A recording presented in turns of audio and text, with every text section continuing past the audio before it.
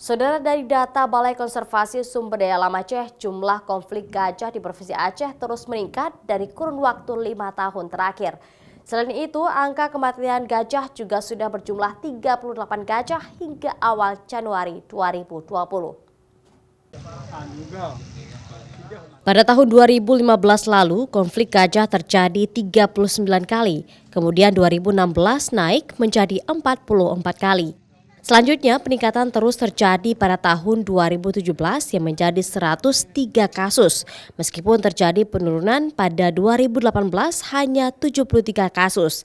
Tetapi kembali meningkat pada 2019 sebanyak 107 kasus. Sementara itu, angka kematian gajah dalam kurun waktu tahun 2016 hingga 2020 ada 38 gajah mati. Penyebab kematian gajah 74% karena konflik, 14% perburuan, dan 12% mati alami. Hingga pertengahan Januari 2020 sendiri sudah ada 6 ekor gajah yang mati.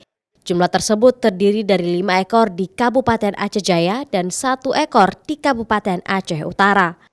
Saat ini kita sedang melakukan kegiatan penggiringan di PD, di Mila tepatnya. Itu sudah kita lakukan melalui strategi-strategi yang tadi saya sampaikan.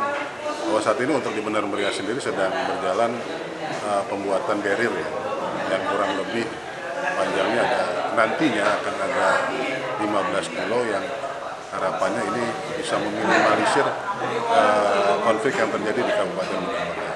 Konflik gajah dan manusia terus terjadi peningkatan di Provinsi Aceh.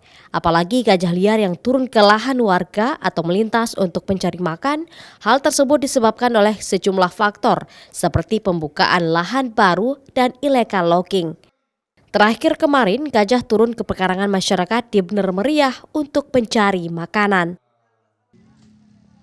Syahril, Kompas TV, Banda Aceh.